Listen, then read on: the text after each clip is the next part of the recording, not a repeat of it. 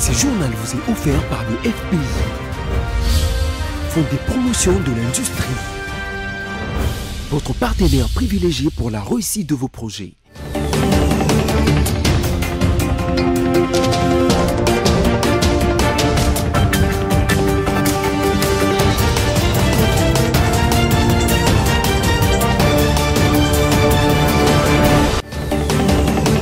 C'est l'heure de vous informer. Bienvenue si vous nous rejoignez sur BC Télévision. À la une de cette édition, 1 188 élèves ont pris part ce mardi 5 juillet à l'ENAFEP. Le coup d'envoi a été donné par le ministre de l'EPST à Kisangani. L'Assemblée nationale adopte 22 plénières sur le 26 tenues. Comme annoncé dans les sommaires, c'est depuis la ville de Kisangani dans la province de la Chopo que le ministre de l'EPST, Tony Mwaba, a lancé officiellement ce mardi l'examen national des fins d'études primaires ENAFEP en sigle sur l'ensemble du territoire national. Josué Kalamba pour les détails.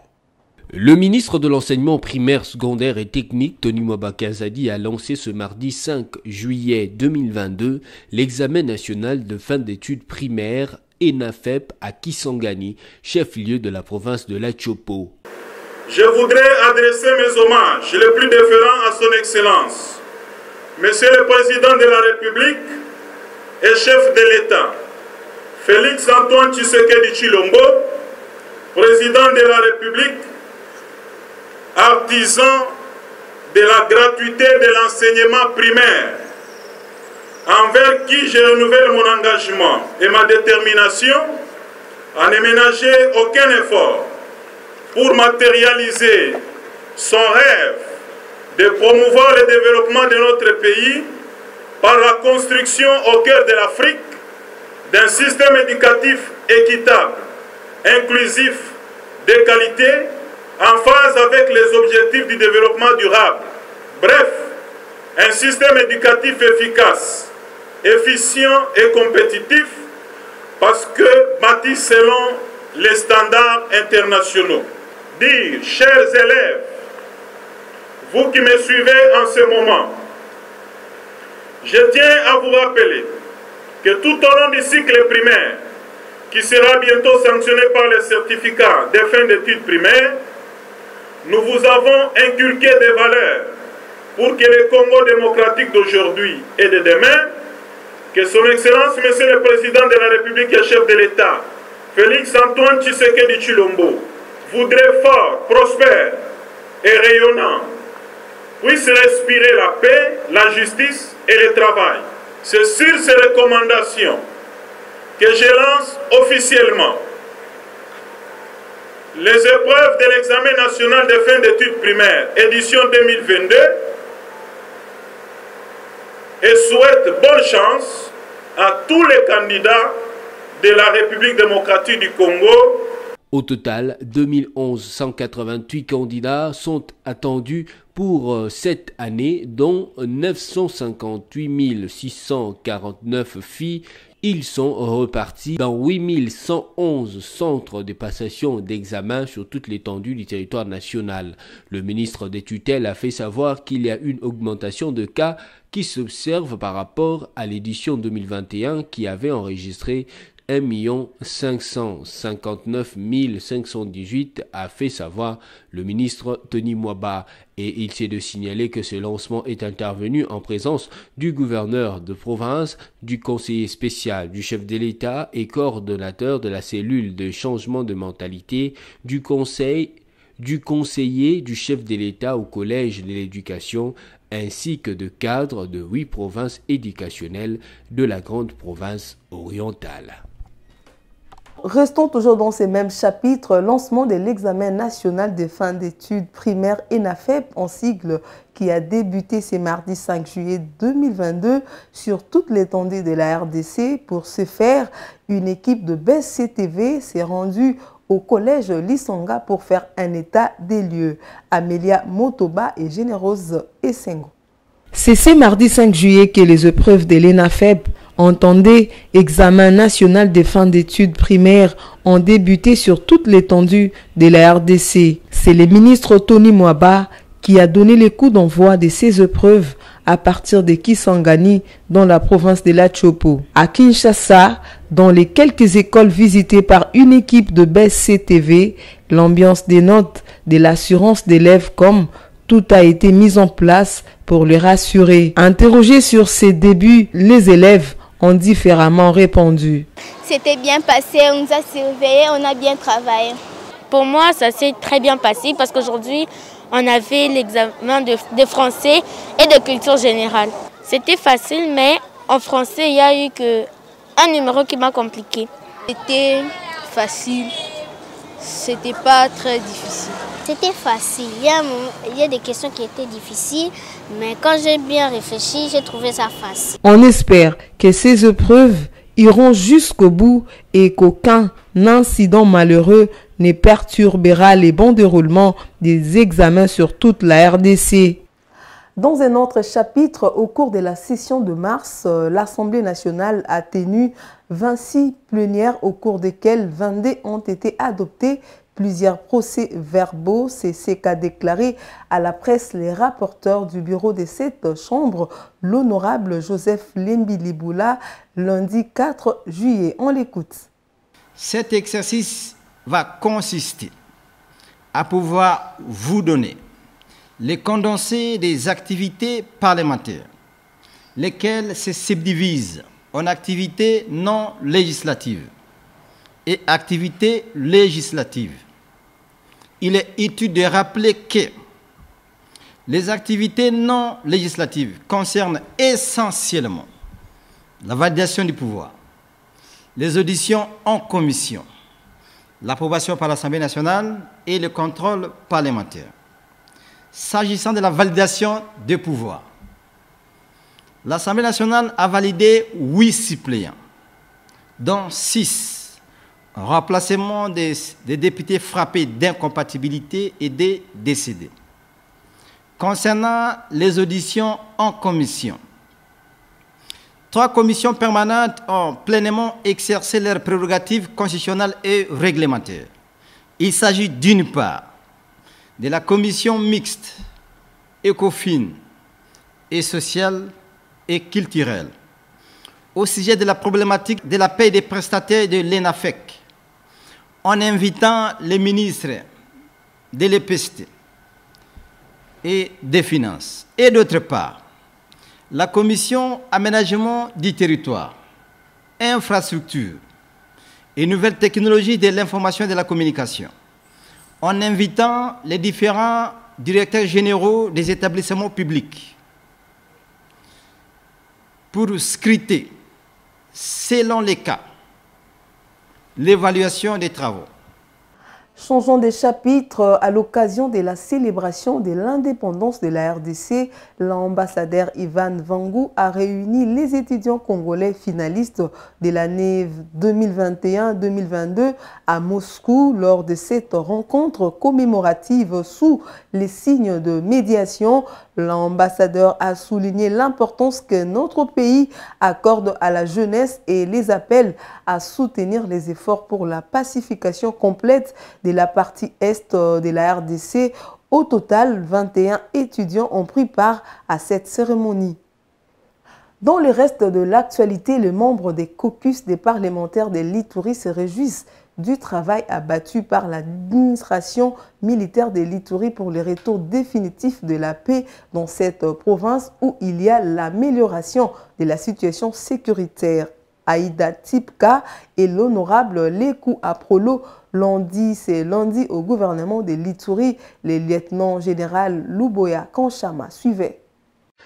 Le membre des caucus des parlementaires de l'Ituri salue la calmie qui règne sur l'ensemble de cette province dirigée par l'administration militaire. Ceci grâce à la détermination du président de la République, Félix Antoine Tshisekedi Tshilombo, imprimée en Ituri par le lieutenant général Luboya Nkashama Johnny ayant abouti aux signatures des actes d'engagement unilatéral de cessation des hostilités par les miliciens Codeco et explique ces élus nationaux ont félicité et encouragé le gouvernement militaire pour ce travail abattu. Nous avons eu le temps de pouvoir parcourir la situation d'ordre sécuritaire de notre province de l'Ituri.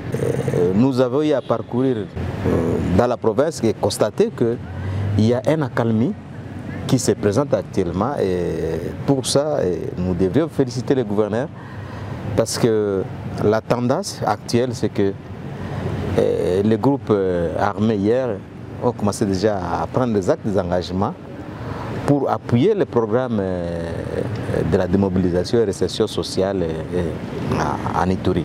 Occasion pour l'honorable Deda Tikba, rapporteur de cette structure, d'appeler le jeune à demeurer dans le processus de paix. Nous les encourageons, nous les sensibilisons et nous leur disons de saisir la main du chef de l'État qui ne jure que par la paix de la province de l'Ituri. Dans ce cadre-là, je crois très prochainement, il y aura la continuité du processus de paix de Nairobi et nous encourageons tous les groupes armés à adhérer massivement et d'aller dans cette conférence de paix de Nairobi parce que c'est ça le chemin indiqué pour la paix en Ituri. Signalons que, depuis plus d'un mois, la population aspire une ère de paix caractérisée par la libre circulation, le retour des déplacés, la reprise des activités socio-économiques et la libre circulation. C'est plusieurs axes routiers à travers la province. L'État congolais et l'Église catholique ont signé 5 accords spécifiques dans différents domaines les samedis derniers. Ces accords portent notamment sur l'éducation, la pastorale de l'Église dans les établissements pénitentiaires et la garde des enfants en conflit avec la loi, l'accord sur la fiscalité ainsi que celui sur la pastorale de l'Église auprès des orphelinats et des personnes âgées. Images et commentaires. Des accords sur les 5 points d'entente qui définissent les statuts juridiques de l'Église dans les domaines de la santé, des finances, de la pastorale et du social ont été signés entre le gouvernement congolais et la SENCO. C'est en présence des personnalités politiques du Premier ministre Samalou Kondé, du cardinal secrétaire d'État Pietro Parolin, Monseigneur Donatien Cholet, ayant pris part à ces assises, indique ici l'importance de ces 5 accords spécifiques. Comme vous le savez, en 2016, un accord cadre a été signé entre le Saint-Siège et l'État congolais. En 2020, en janvier, il y a eu échange et ratification des instruments par le président Félix qui a représenté le pays. Et la mise en œuvre de cet accord prévoit les accords spécifiques.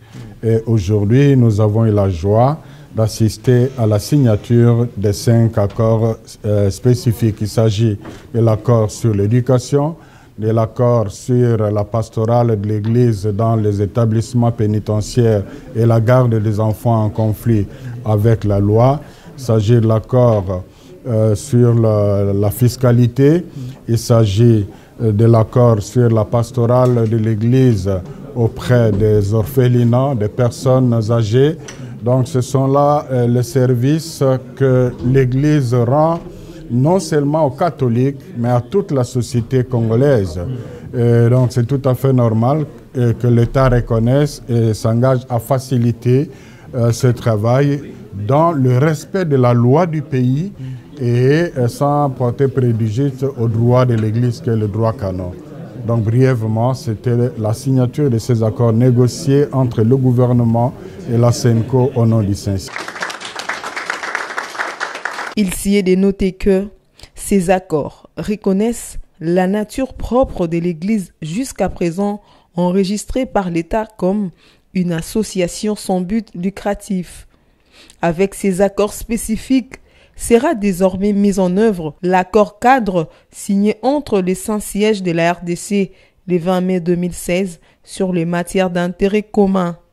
Le Conseil de sécurité a prolongé l'embargo sur l'achat d'armes qui frappe la RDC depuis 18 ans. Cependant, la question se pose que fait la Belgique pour la RDC afin d'en arriver à la levée de cet embargo après que le roi Philippe, en visite en RDC au mois de juin dernier, a déclaré que la RDC a tout à fait le droit de défendre l'intégrité de son territoire. Suivez cette réflexion que nous propose Daniel Nkouloubi.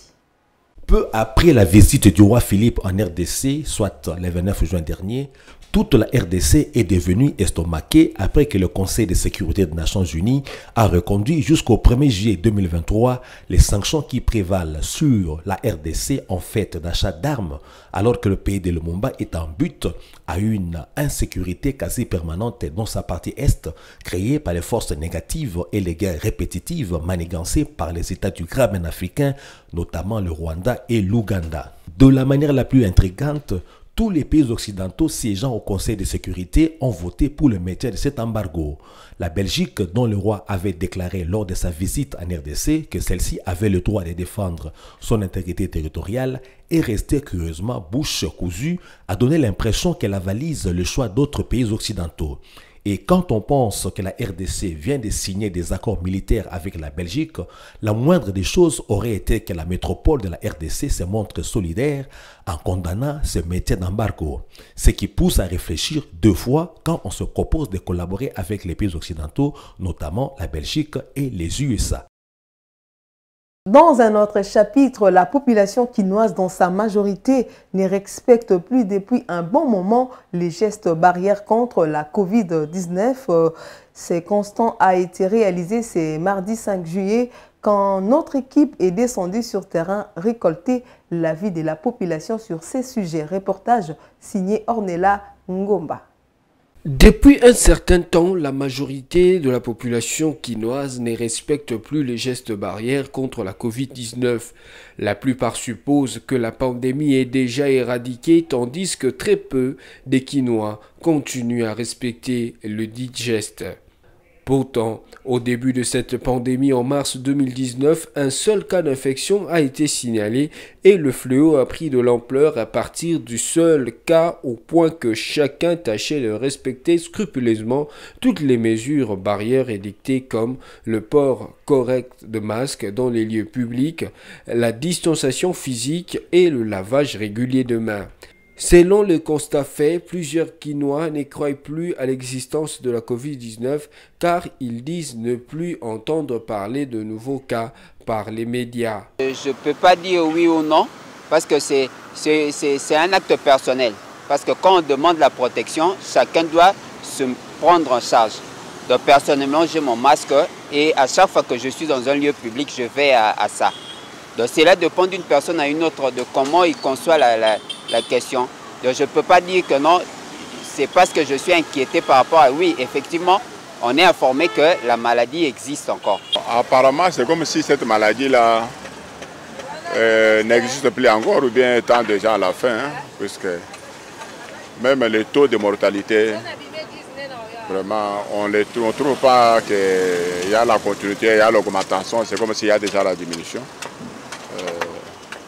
On ne trouve pas encore la nécessité. Si on peut porter le cachinet, au moins contre le poussière et non contre aussi la corona. Malgré la baisse de 44% de cas signalés dans le bulletin quotidien du comité multisectoriel de la riposte, les gestes barrières doivent être observés pour éviter une remontée de cas à partir de quelques cas qui sont encore signalés. Suivez à présent la revue de presse.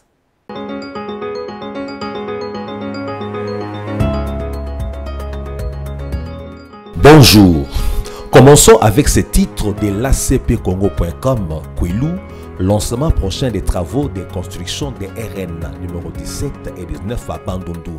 C'est ici que l'agence congolaise de presse renseigne que le directeur général de l'office de route OR, en sigle Herman Florent Moutima Sakrini, accompagné du directeur pays des AIM Allemagne et d'un expert de la Banque africaine de développement BAD en sigle, a rassuré samedi le début bientôt des travaux de construction des routes nationales RN en sigle numéro 17 et 19, tronçon routier Mongata Bandundu et Bandundu Bagata Kampolungu en faveur de la ville de Bandundu, chef-lieu de province, au cours d'un point de presse qu'il a animé à l'hôtel Majestic dans cette entité urbaine en présence des notabilités locales.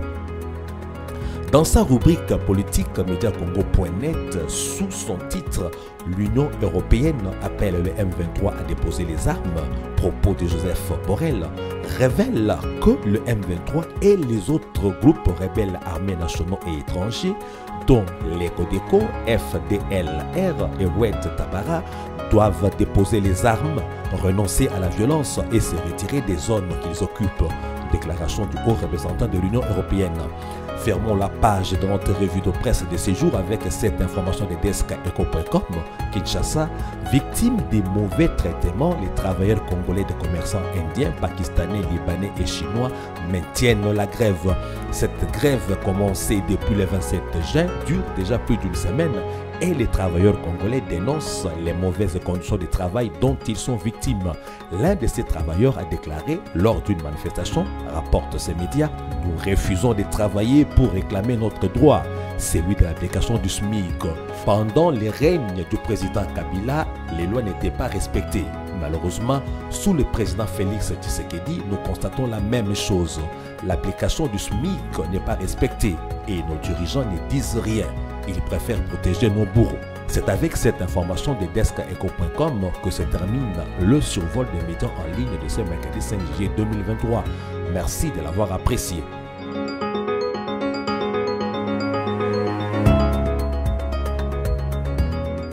C'est par ici que prend fin ce journal, mais avant de nous séparer, voici les rappels des titres.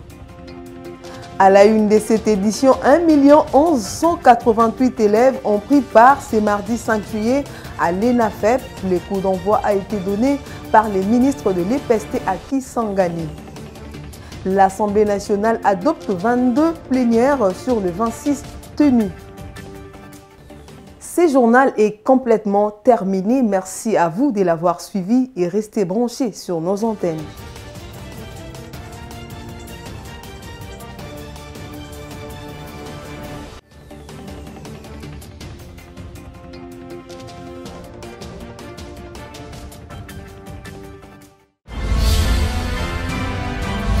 Ce journal vous a été offert par le FPI, Fonds de promotion de l'industrie, votre partenaire privilégié pour la réussite de vos projets.